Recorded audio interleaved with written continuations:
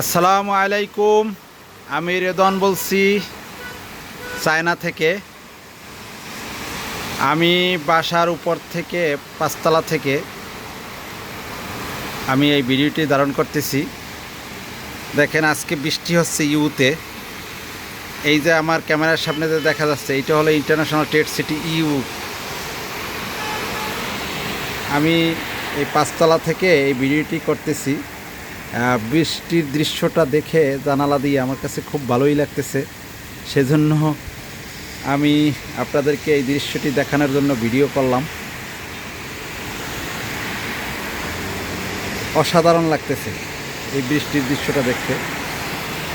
নিচ দিয়ে গাড়ি চলতেছে, রিমঝিম রিমঝিম বৃষ্টি হচ্ছে।